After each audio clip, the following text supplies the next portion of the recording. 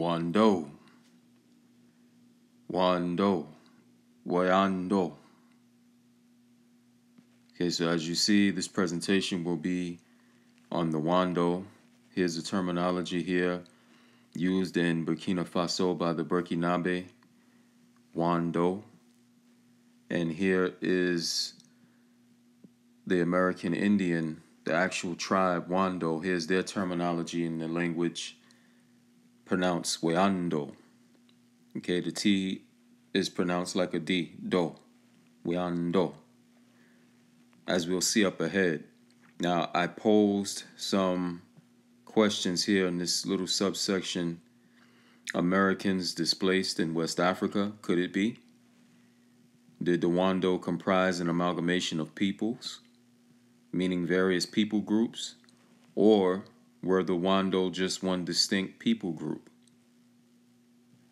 Okay, so again here, this word here, Wando, is Burkinabe, and it means masked men. Oueanto is what the Wando people called themselves, Oueanto. However, the meaning here is Muskogean in origin, and it means swamp water people in Muskogean. So again, it's just to give some background and context. This is a correlation that I was led to by the Most High. So before going forward, I want to say Barakatah Yahweh. Call hello Yahweh. Dawara Rabalaka. Aman Hallelujah Salah. So moving forward,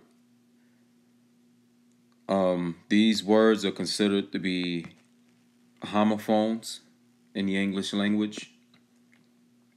And we know that homophones are simply two words that sound the same yet differ in meaning and spelling. Now, some will consider these words here to be homonyms, that are two words that sound and are spelled similarly, however differ in meaning. So this is just some context given to the terminology. And we'll, as we move forward, things will be clear as to why I even conducted this presentation. So I want to say, pursuant to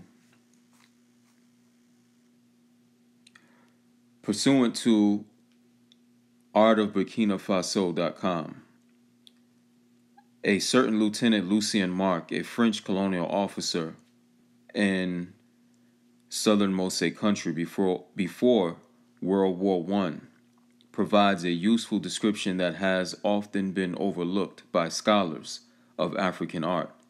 Whenever a head of a household dies, immediately after the burial, they block the door to the house where he was lying, and they open another exit, so that if he tries to return, he will be confused.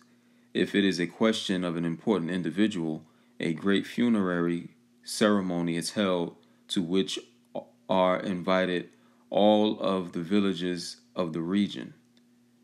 It is at these ceremonies that the Wangos, and Wango is singular, is a singular form, just meaning a masked man. Now here, an S was added to it to pluralize it. It says, it is at these ceremonies that the Wangos appear. The Wangos comprise a rather mysterious fraternity. They have a secret language, and while they are singing, anyone who utters a word will certainly die within the year. I feel that it would be most interesting to attempt to study the Wangos and their customs in greater detail than I have been able. I feel, in fact, that it is a question of a really ancient tradition, antedating the arrival of the Mose, Nakomse, in the basin of the Volta, which these peoples found among the peoples they conquered.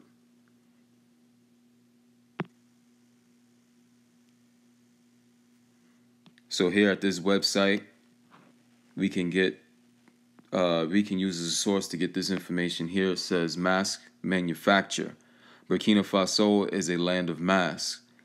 Most of the major peoples in the region, with the notable exceptions of the Gurmanche and the Lobi, use masks. The materials and techniques used to fashion masks are quite similar throughout. Again, the materials and techniques used to fashion masks are quite similar throughout. We'll see why that's very important going forward.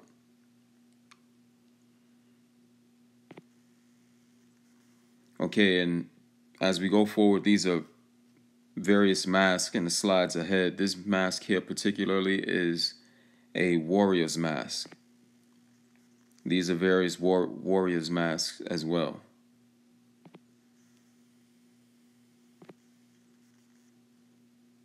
Same here.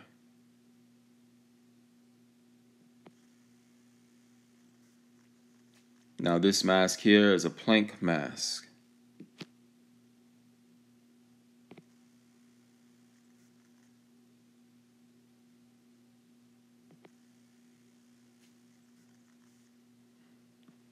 And here, this mask is similar to American mask or Mesoamerican mask, as we see here. And what do you notice here? Same dynamic that we see in America. Okay, we can see the mohawk there at the top. Well, this mask here is Burkinabe. Okay, it was created in Burkina Faso.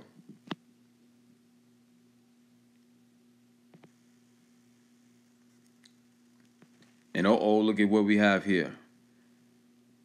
Okay, art depicting life. Okay, so here is a Burkinabe statue, and it closely resembles depictions of Americans here, as you see. Okay, so one thing to remember going forward is what Lieutenant Lucien Marc, a French colonial officer, is saying when he stated that I feel, in fact, that it is a question of a really ancient tradition. Wangos comprise a rather mysterious fraternity. It would be most interesting to attempt to study the Wangos and their customs in greater detail.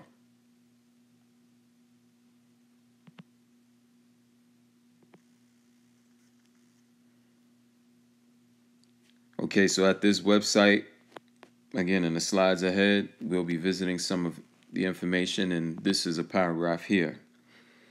Beginning in the 1500s, the first European explorers who visited the area now known as the Low Country of South Carolina encountered more than a dozen small yet distinct groups of indigenous people living along the coastal plain.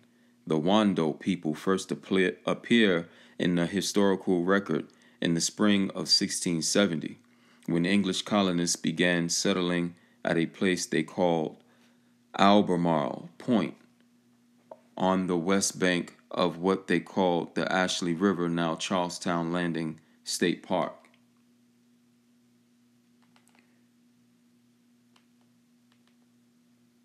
So here I have the actual, or somewhat of a map showing this.